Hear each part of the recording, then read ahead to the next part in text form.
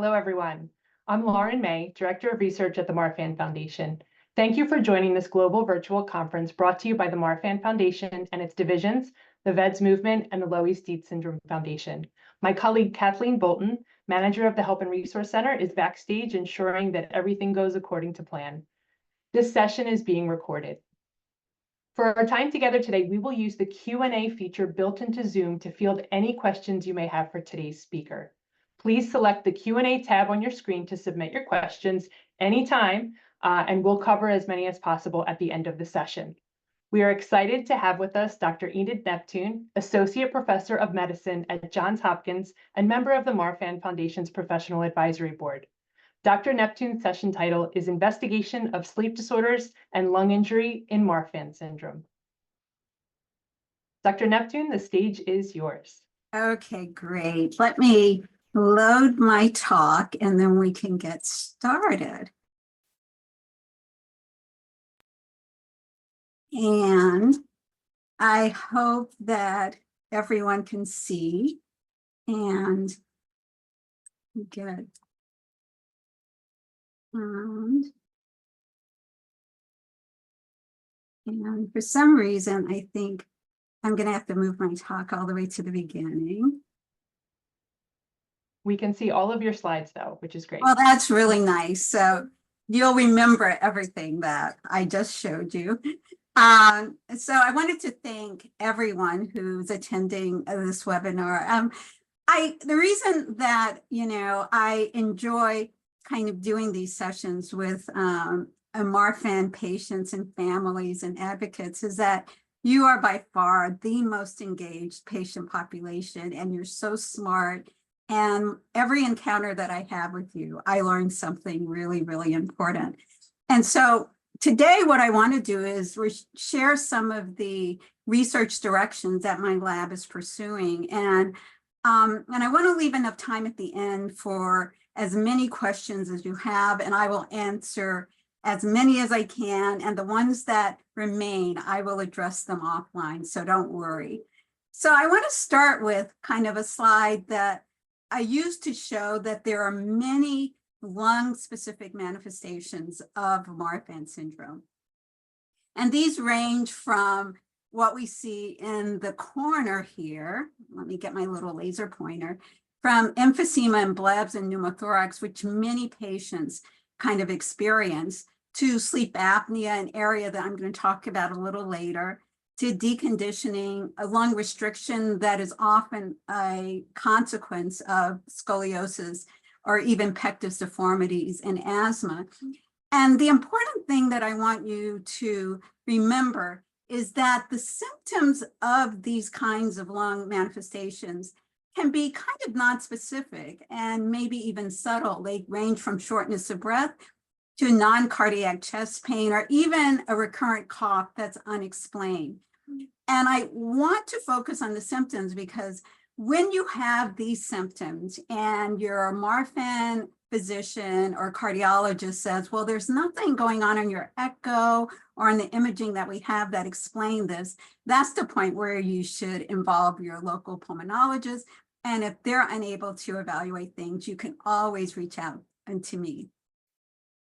Now, when we think about kind of the lung compartments that are involved in Marfan syndrome, I want you to think about the lungs as having what we call tubes and spheres. And the tubes are what we call the airways, and they move air and oxygen kind of from kind of the air that you breathe down into these really kind of tiny, tiny structures that are called alveoli.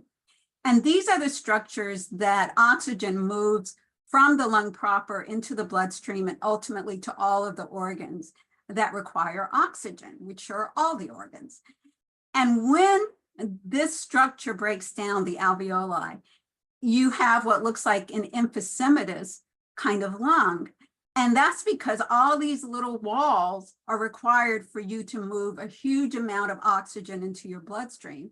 And so when those either don't form, which is what we see in many cases of Marfan syndrome, or they're broken down, which is what we see with certain types of disorders like smoking or with aging, that's when you have a problem with shortness of breath. And that's when you have a problem with enlarging of these air spaces that can ultimately cause blebs and then pneumothoraces. Now, I also wanted to show you this because when I talk to patients, I typically describe kind of the emphysematous or underdeveloped alveoli as grapes and the fully developed alveoli as blackberry. And so we need to make this transition between having the grape-like structures to the blackberry-like structures. And that's how we generate a functional lung. But this isn't always the case when you have smoking exposure or when you have aging. And so one of the major questions I have, and I'll show you how my lab is kind of pursuing this, is that we want to take these underdeveloped lungs that we can see with Marfan syndrome and figure out ways to make them develop and to convert our grapes to blackberries. And it's a question as to whether that can happen efficiently, but we have much data in mouse models that suggest that we can actually achieve that. And I also wanted to emphasize that the process that we see with Marfan syndrome is fully a developmental process. And so it's not as if all of the patients who develop pneumothoraces have been exposed to smoking or are very, very elderly. This is really a function of the alveoli not having developed appropriately. And that's why the air spaces are enlarged. And that's why you may develop the symptoms that we described. And these are images from patients that have Marfan syndrome and have developed kind of the consequence of emphysema as well as bleb formation leading to pneumothoraces. And this is what we see, a lung where you're looking straight at the patients. This is the bottom of the lungs. These are the diaphragms. This is the top of the lungs. This is the spine. And as you can see, these large kind of dark holes, these are what we call blebs. And these are the structures that can lead to pneumothoraces or lung collapse. And this is another patient who has these very, very large blebs at the bottom of the lungs, also associated with pneumothoraces. Now, what do we know about emphysema and Marfan syndrome? We know that it's more common in infantile or neonatal Marfan syndrome. We also know, unfortunately, that this diagnosis can affect the candidacy for a variety of cardiac surgeries. So it's very important that we diagnose it and that we come up with effective treatments so that all of the therapies that should be available to our patients are put on the table. It's often diagnosed incidentally on a CT scan or in the setting of a pneumothorax. And currently there are no approved therapies that can grow new lungs or alveoli. And I hope that through the efforts of my lab and other labs that we'll be able to achieve that goal within the foreseeable future. I showed this slide to actually show you what these blebs look like from the inside. And these are ribs on the outside of the chest wall. So we're within the chest wall. And this is the lung proper. And these are these blebs. And I think the thing that impresses you the most is that they have these thin walls that are really transparent. And you can envision that these are incredibly susceptible to any kind of trauma, any kind of insult, where air is going to leak out from the lung proper and actually fill up this space around the lung.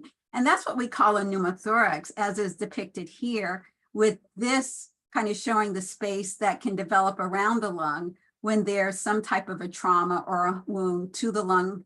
And this is the X-ray that shows the exact same thing. Now, several years ago, when I was working in the Dietz lab, we showed that the enlarged air spaces in the Marfan lung was caused by developmental perturbations or abnormalities. And we showed this with a mouse model of Marfan syndrome. And if there's been one reagent and one tool that has really helped us to understand this disorder mechanistically and in a way that we can develop new therapies, it's the ability to use mouse models. And as we see here in neonatal mice, This is kind of a control mouse that does not have Marfan syndrome. And this is a mouse that does. And you can see these incredibly enlarged air spaces that develop very early. The Dietz group went on to show that these large air spaces, as well as other manifestations of Marfan syndrome, are caused by abnormalities in the TGF-beta signaling pathway, and that a drug called losartan is able to target this signaling pathway.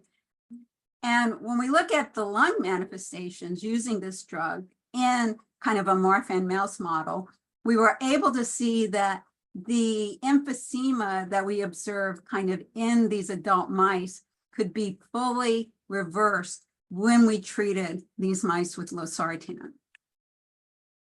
And so beyond losartan and the TGF-beta pathway, we've been looking at other agents that target different pathways. We've looked at the PPAR gamma pathway, and I'll explain why we've done that and why our lab is very interested in that. We are looking at oxidative stress with the support of the Marfan Foundation and a grant that they awarded my lab. And both of these kind of pathways seem to enable the lung to repair itself. Now, why were we looking at the PPAR gamma? And this is a little complicated, but it's an important point when we think about losartan. Losartan is actually a pro-drug, and that means for it to be active, it has to be broken down by enzymes within our bodies, within our livers, actually. And it generates two what we call active metabolites. Now, one of these metabolites actually activates a pathway that's called the PPAR gamma pathway. And we were interested in whether the activation of the PPAR gamma pathway might partially explain kind of the reparative effects that we see with losartan. And when we looked at a mouse model of kind of Marfan syndrome, and that is like the TSK mouse, and we treated these mice with losartan, we were able to see an increase kind of in the PPAR gamma signaling. And when we actually looked at their lungs and the emphysema that we observed in these mice, we were able to find that this was significantly improved in the mice that received this activator of the PPAR gamma pathway. And so what this showed us that even though the drug levels usually are much higher in mouse studies than in patient studies, this is potentially a drug that we can develop and we can test to potentially repair the airspace phenotype that we see in patients with Marfan syndrome. And it also leads us down a road where we can consider whether the combination of TGF-beta antagonizing drugs or inhibiting drugs might be able to be paired with PPAR gamma activating drugs in order to achieve the greatest structural benefit. Now, the other pathway we pursued for the airspace is what we call the oxidative stress pathway. And some of you, I'm sure, have heard of oxidative stress because it's a term that's used very often in the lay media. And what it means is that any organism that breathes oxygen basically has the risk of generating what we call oxygen radicals. And these are damaging particles that are able to attack organs and cause a great deal of organ injury. And the way that the body normally handles these radicals, as you see here, is that we have kind of an internal system of antioxidants that are generated in response, and those dampen down the effects of these oxygen radicals, as we see here. Now, among these families of antioxidants are these enzymes that we call superoxide dismutases. And there are three of them. Two of them, termed SOD1 and SOD2, are expressed within cells, and so they express specific cells. But a third superoxide dismutase that's called SOD3, or as we will call it in this talk, ECSOD, extracellular SOD, binds to the matrix. And therefore, its primary role is to protect the extracellular matrix.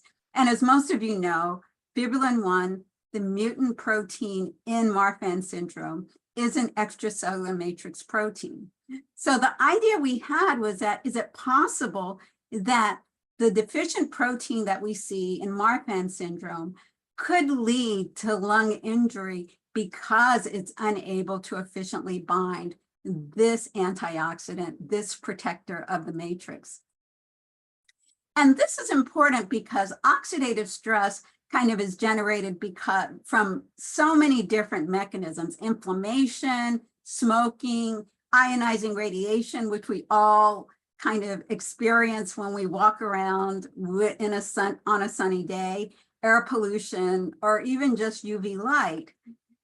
And as I said before, there are many health effects, as demonstrated in this slide, of oxidative stress that range from cardiovascular organs and neurologic organs, and as I'm interested in, the respiratory organs. Now, this is kind of a complicated slide, but I wanted to show this to actually show you that it's very clear that this enzyme has interactions with a number of extracellular matrix proteins that we see here. And one of the predominant matrix proteins that it interacts with is fibrillin 1. So this is a physical interaction between the Marfan protein and this protector against oxidative stress.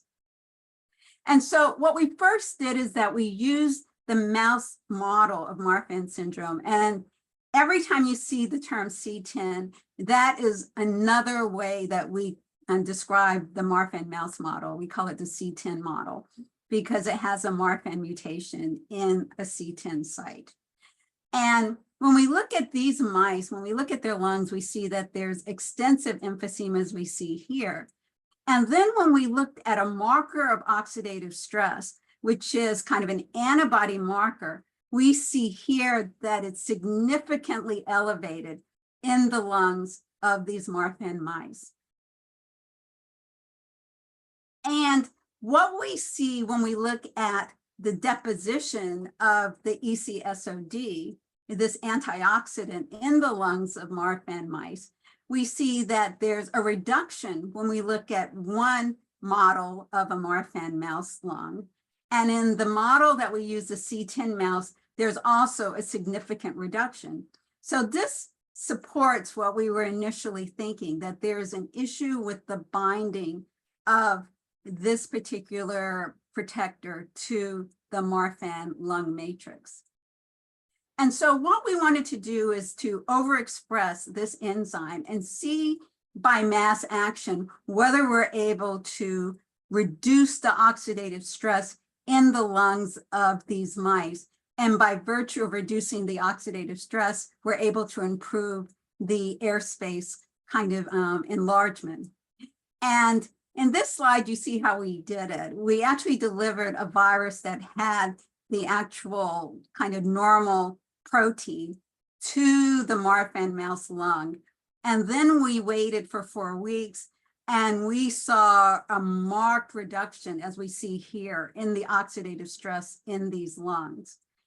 And importantly, when we looked at the size of the air spaces, the increase in airspace size that we routinely see in our Marfan mice was significantly reduced in the mice that received the antioxidant. And so what this showed us is that there are very high levels of oxidative stress in the Marfan mouse lung, and that this matrix antioxidant, ECSOD, is reduced in the Marfan mouse lung, and that the delivery of a matrix antioxidant is able to improve emphysema.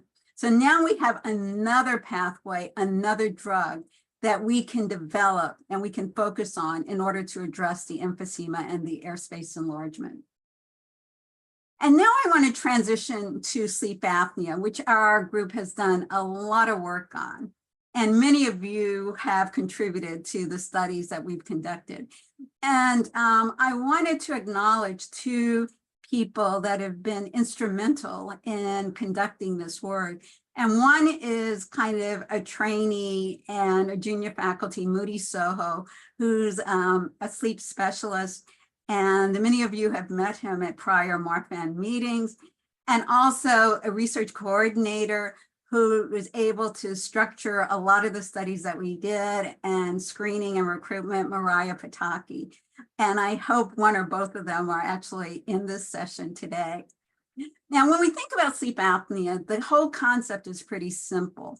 Here we see kind of a schematic showing the upper airway, and this is the mouth, this is the tongue, and you can see that for most people, the air enters kind of your airway and it goes down into your lungs through your trachea. But in those who have sleep apnea, or what we call obstructive sleep apnea, the tongue falls back into the upper airway, and therefore the flow of air is blocked. And that's why there's an exaggerated kind of movement to try to pull in air. Now, on this slide, we show kind of what our kind of model was of what we were concerned about with sleep apnea and how it relates to the aorta. In a normal lung, we take in air and the air goes very efficiently into the lungs.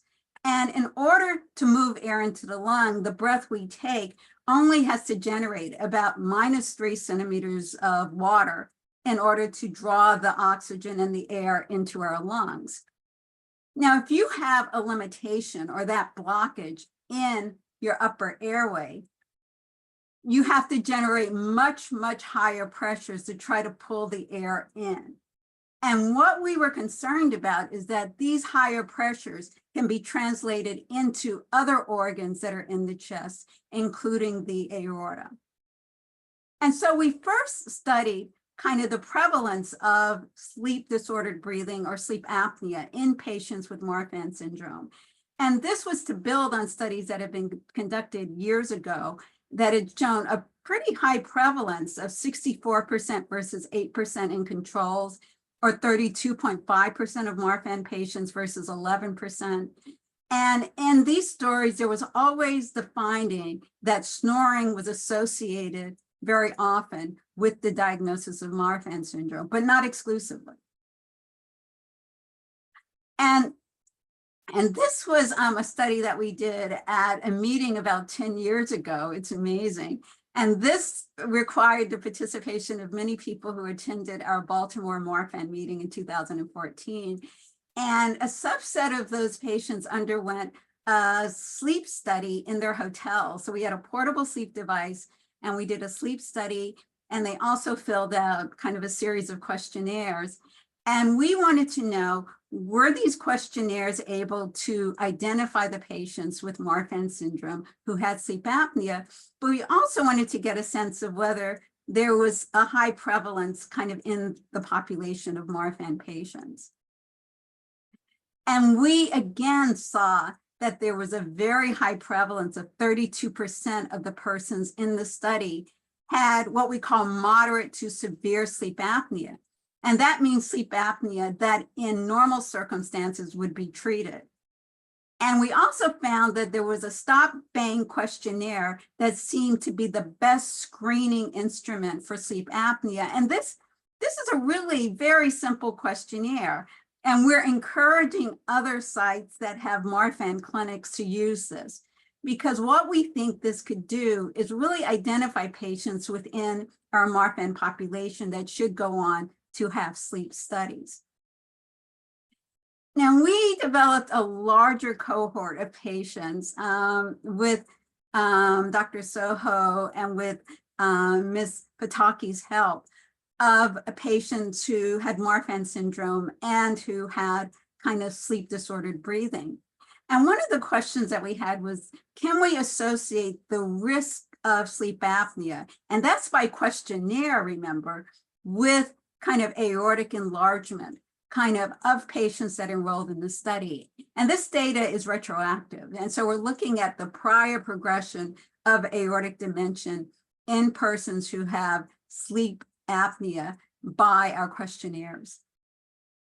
And this is what we found. We found that for those who were either loud snorers or had a moderate to high risk of sleep apnea, they had the largest kind of aortic root diameter, and they also had the highest rate of aortic root dilatation. And this was compared with those that were not snorers and those that had a very, very low risk of sleep apnea. And so this established an association. And so what we wanted to do is we wanted to go back to this figure of concern and actually see whether this pressure stress is transmitted to the aorta in patients with Marfan syndrome. And to order to do that, we use two devices. We use a wearable monitor that could monitor blood pressure and also monitor kind of vascular stress. And we also use an esophageal catheter during a sleep study that we could introduce down into the esophagus in order to measure those pleural pressures. And this is kind of our recruitment. And we were able to recruit 30 persons who completed a sleep study and were able to be analyzed. And then we were able to do kind of CPAP or to treat the sleep apnea in a subset of these patients. And this is kind of what kind of the pressure survey showed us. So these are the pressure kind of fluctuations that we see kind of in the patients who have different severity of sleep apnea. On the bottom, the solid line, these are persons who have no sleep apnea. In the middle are persons who have only mild sleep apnea. And on the top are persons that have severe sleep apnea. So you can see here, just with the morphology of this slide, that the pressure fluctuations are far more exaggerated when you have sleep apnea. And so we wanted to understand whether these stressors actually translated to aortic stress, aortic wall stress. And to do this, we measured aortic transmural pressure using our wearable monitor. And this parameter kind of on the y-axis is a measure of transmural pressure or aortic stress. And we can see what happens in persons who are awake, who are not sleeping. And then we looked at different groups of persons who had levels of sleep apnea. And these are people who have no obstruction. These are people who have a low level of obstruction. These are people that have a slightly higher level of obstruction. And these are people who have overt sleep apnea. And you can see that the stress on the aortic wall goes up with the degree of kind of sleep disordered breathing. But even more importantly, we show that in those who received CPAP, that they had a marked reduction in the aortic wall stress, which means that the treatment of sleep apnea in those who have sleep disordered breathing significantly reduces aortic wall stress. And this slide effectively shows the same thing, because on the x-axis, we see kind of the range of excess wall stress in patients that were not treated with CPAP. And the red shows what happens to that level of wall stress when they are treated with CPAP. And the last study that we did was that we wanted to know whether we could identify a blood biomarker that could select the patients with sleep apnea that had a high risk of developing kind of aortic complications. And we screened many vascular biomarkers, and it turned out that D-dimer was the one that seemed to be associated with sleep apnea in our cohort. And so we were hypothesizing that this biomarker may be a marker of aortic stress caused by sleep apnea. And this was kind of the workflow of the study, that we took patients and we subjected them to a sleep study with and without CPAP treatment. And during the sleep study, they underwent nocturnal blood pressure monitoring. And then in the morning, we drew the D-dimer assay. And then we measured kind of an augmentation index, which is a measure of kind of aortic wall stress. And here we showed that the levels of the D-dimer associated very, very intimately with the levels of vascular injury. And these were the pulse pressure, the fluctuation in the blood pressure, as well as the augmentation index, which is the aggregate increase on the stress on the vasculature. And these are some of the measures we were able to make with our monitor. We were able to look at the blood pressure fluxes. And then with the sleep study, we were able to look at kind of differences with sleep apnea that we see here. This is airflow, and this is kind of normal respirations. And as you can see here with sleep apnea, you have these interruptions where you have no airflow. And this is what happens when you use CPAP. You have a restoration of the flow. And so when we looked at what happened with the D-dimer and CPAP, we were able to show that there's a significant reduction in the levels of this D-dimer, this biomarker with CPAP. And importantly, there was a trend towards a reduction of aortic wall stress. But when we looked at those patients who had a reduction in the D-dimers, there was a significant association of that reduction with a reduction in the augmentation index, suggesting that when we're able to reduce the D-dimer, we're also able to reduce the wall stress. And so these studies have established a relationship between sleep apnea, intrathoracic stress, and vascular injury. And we have identified a potential screening biomarker that's useful for patients with Marfan syndrome who have sleep apnea. And we need to validate this in larger cohorts. And so our next steps with our sleep work is to develop treatment recommendations for mild sleep apnea, and to, at some point, we hope in the near future, perform a trial of sleep apnea treatments in Marfan syndrome. And so what are some of the other directions that our lab is going in? Well, we want to look at pneumothoraces in much more detail. And so we're expanding and we're including larger and larger kind of cohorts of patients who have pneumothorax. And I invite you to contact us with pneumothoraces. I'd be happy to weigh in and provide any kind of consultative help with that. We're also analyzing lung tissue from Marfan syndrome patients who are undergoing lung surgery to see if there are signatures of risk of pneumothorax. And we also are interested in looking at the natural history of the restrictive lung disease that we see with patients who have scoliosis as well as pectus deformities. And so I'll end there with an acknowledgement of all of my collaborators at Hopkins, which obviously Dr. Soho and Ms. Pataki and my collaborators, Hal and Gretchen in our Marfan clinic, and our funders, which include the Marfan Foundation.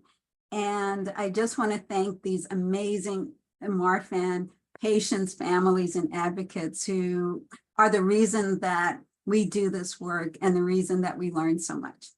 So I invite questions. Dr. Neptune, thank you so much for your informative presentation today. So members of our audience have submitted several questions for you, and we will go through those now. First question, will flying on a plane with a bleb cause it to increase? Should I consider imaging before and after to see if it did? That's actually a really good question, and that's a common question. And the first point I would make is that there is so little data. And so some of this is based on kind of the experience of physicians who treat patients and how the lung actually heals after a pneumothorax. And my practice, which is very much based on my own experience, is that I don't think that you should go diving or fly in a plane within a 3-month kind of period of time after suffering a pneumothorax. I think the lung is healing within that period of time.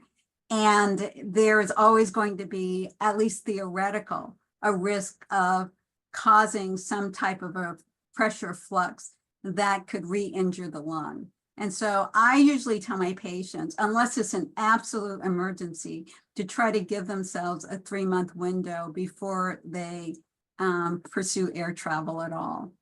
Okay, great to know that. Thank you. For someone who is anticipating upcoming cardiac surgery, what kind of treatment is available for Marfan emphysema?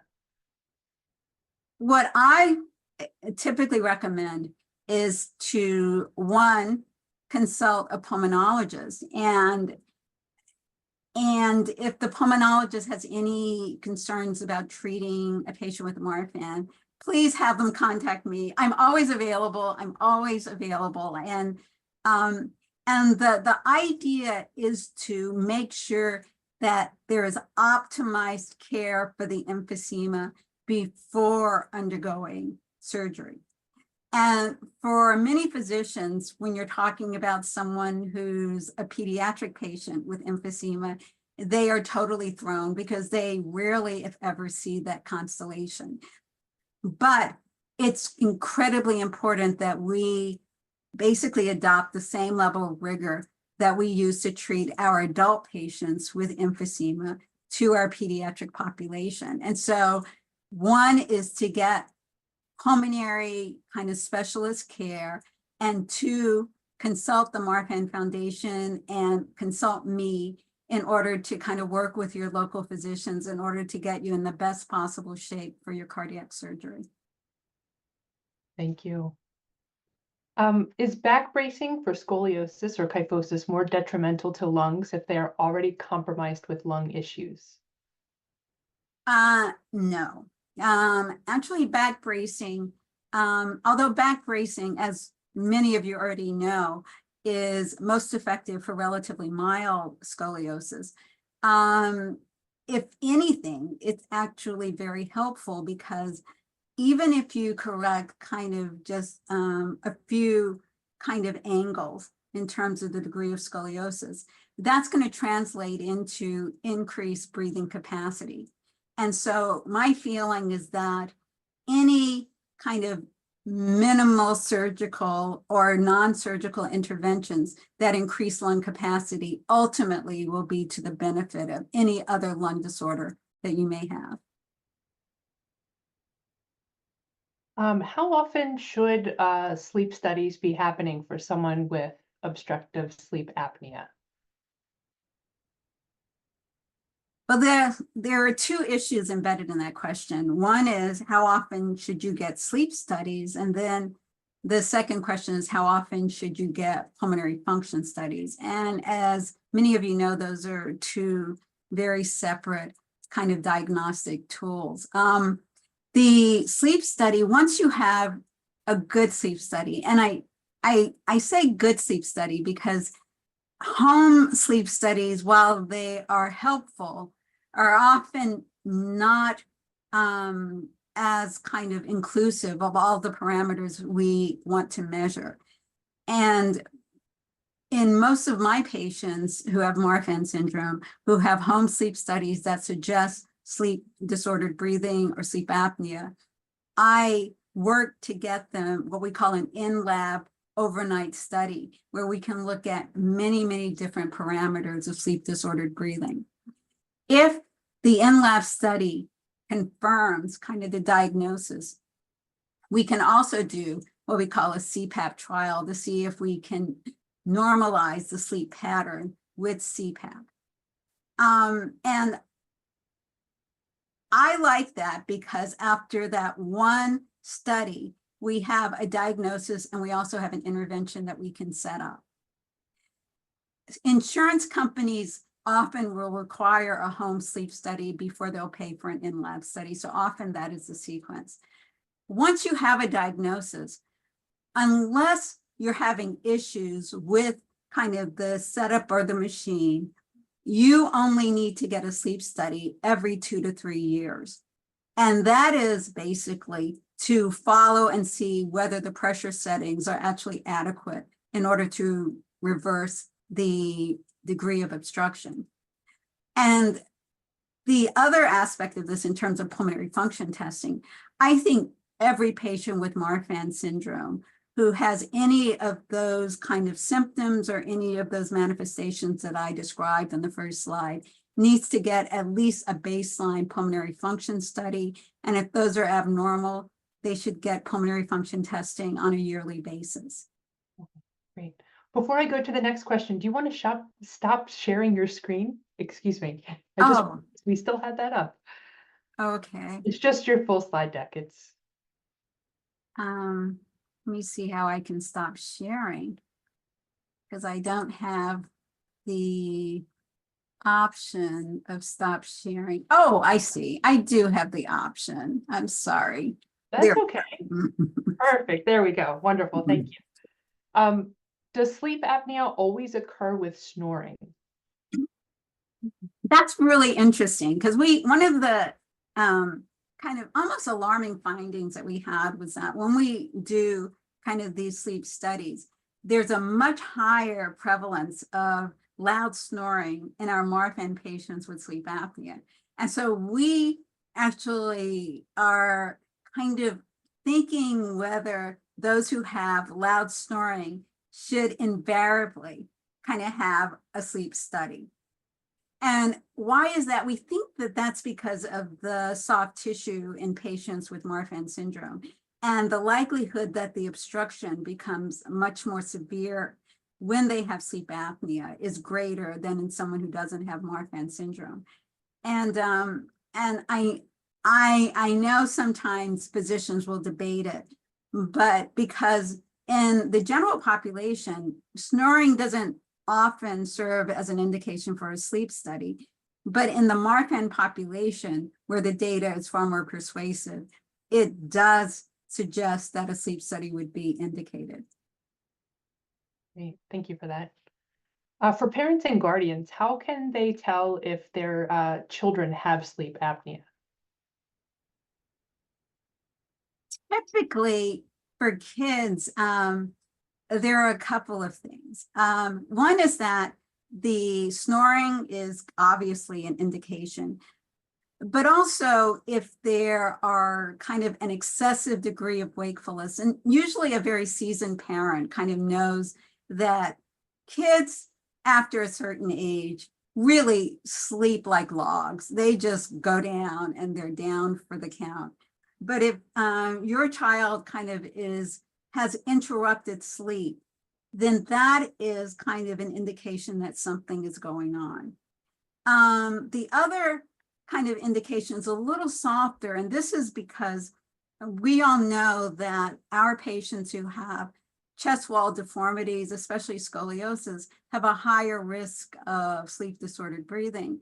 And most pediatricians recognize that children with scoliosis, especially those that are going to require an intervention, should get a baseline sleep study because of the very intimate association of the thoracic abnormalities and sleep disordered breathing. Sure. Thank you. Could using a CPAP machine at night help me breathe better, more deeply, more regularly during the day?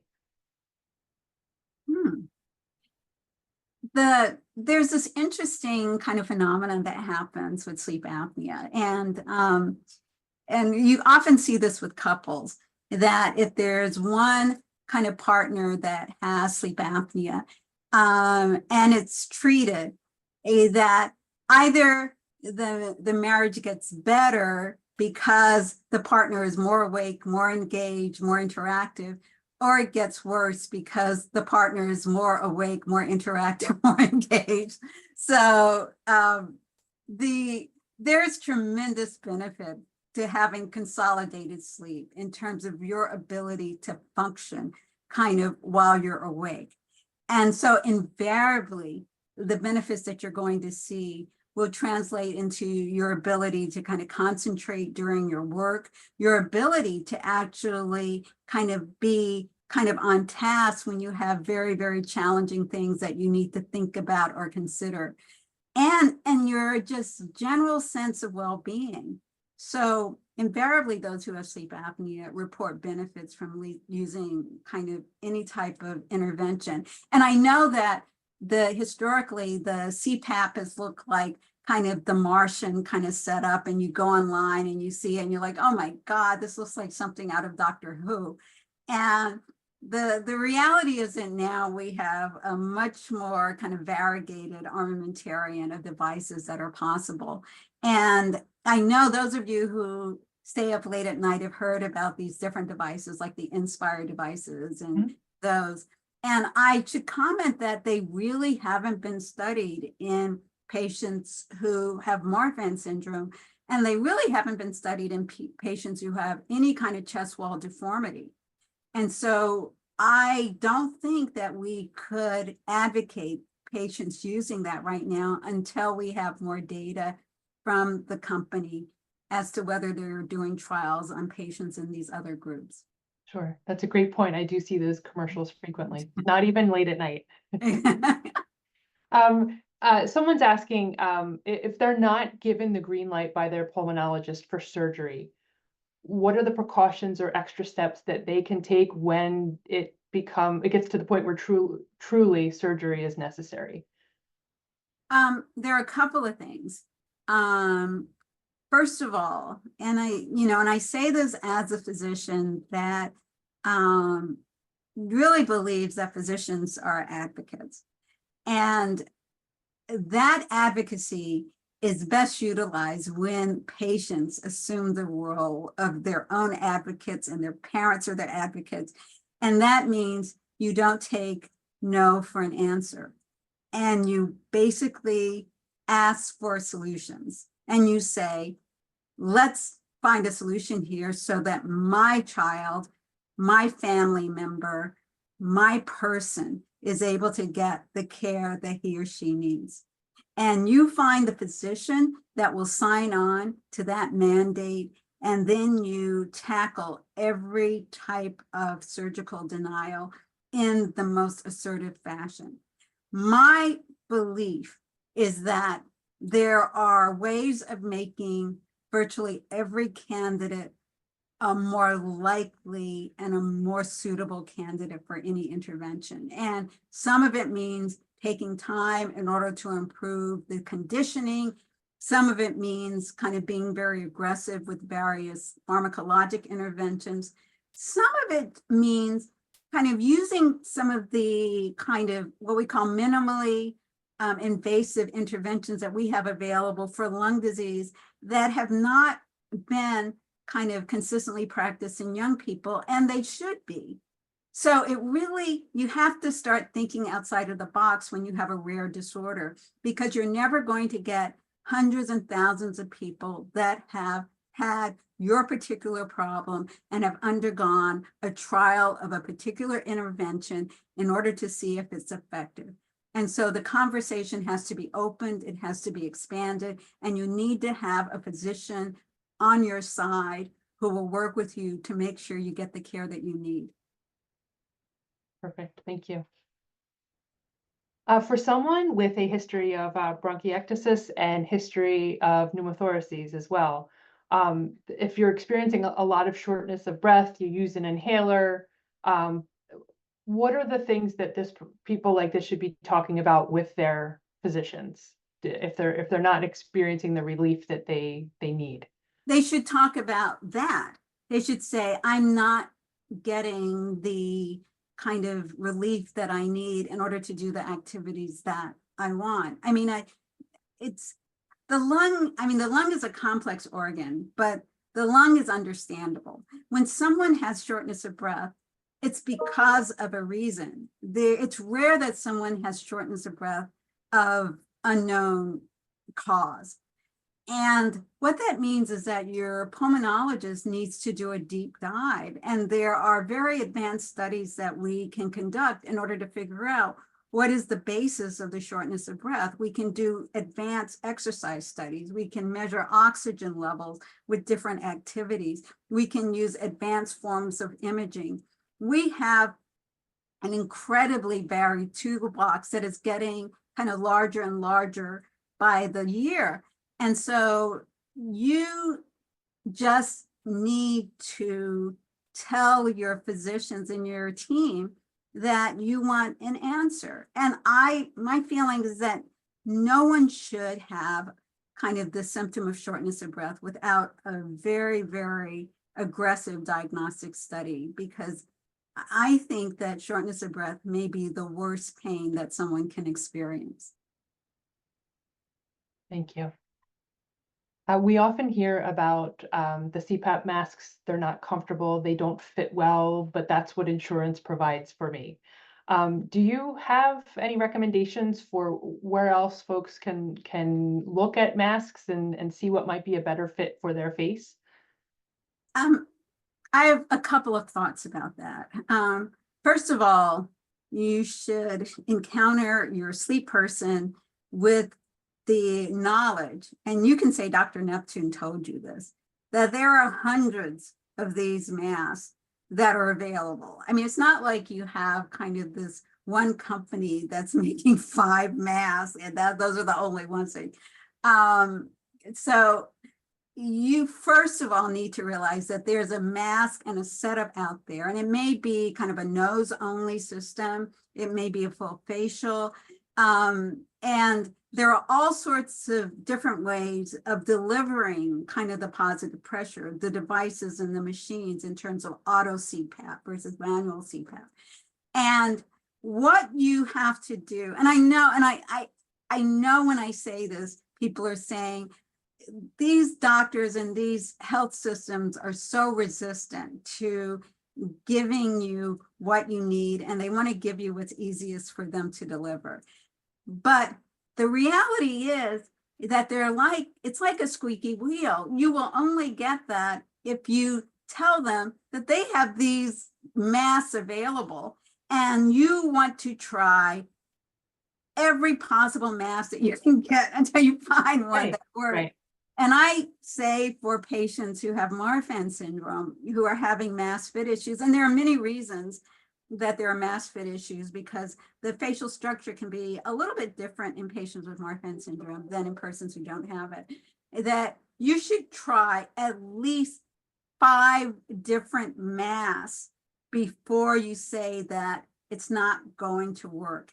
I would say 10, but start out with 5 and see what's going on. Because when you start saying, I want to try different masks, your sleep doctor will get into a different head, because they realize that you understand the whole sleep system. And that when he says, oh, there are only 2 masks, he'll realize he can't say that, because that's actually not true. So start off with the understanding that you're probably going to have to test out a number of different masks. The second point is that there is a training period, and the training period can be like a month or even a couple of months. And when kids are starting on CPAP, they start at lower pressures and it's gradually increased. And now we've become much more comfortable with using the same kind of approach with adults. So there's a way of getting your body much more comfortable with the delivery system. And so accept that there's going to be a training period and demand as many masks as you need to find the one that works for you. I love that. We're going to do one more question, and that is one that I've heard quite a bit as well. For individuals who have existing lung issues, there are often concerns around CPAP potentially causing infection, and not wanting to go down that path. So, any thoughts around that? I think probably that question is because of the Philips company, and they had this massive recall of CPAP devices because there was a relief of foam that was in their circuitry, and there was a concern that the release of those kind of particles could cause lung injury. And they are no longer making those devices, and so the delivery system now is from ResMed, which is a totally different company. But as long as you're vigilant about your cleaning regimen of the tubing and the mask, you really should not worry at all about infection. And you just have to be just very hypervigilant about keeping your setup very, very clean. And as I say, if there's a recall, listen to the recall and respond. So, and I know that there are other questions that have been hovering, and I want everyone to know that I will answer all the questions, and my wonderful team of Lauren and Kathleen are keeping track of all the questions. And so I'll get around to answering all of those offline. And we are so grateful to you for that. So many thanks to those in our audience who attended with us today and also who submitted questions for Dr. Neptune. And obviously, Dr. Neptune, thank you so much for thoroughly addressing them and for speaking to our community today. Have a great day, and I hope you enjoy the rest of the virtual conference sessions.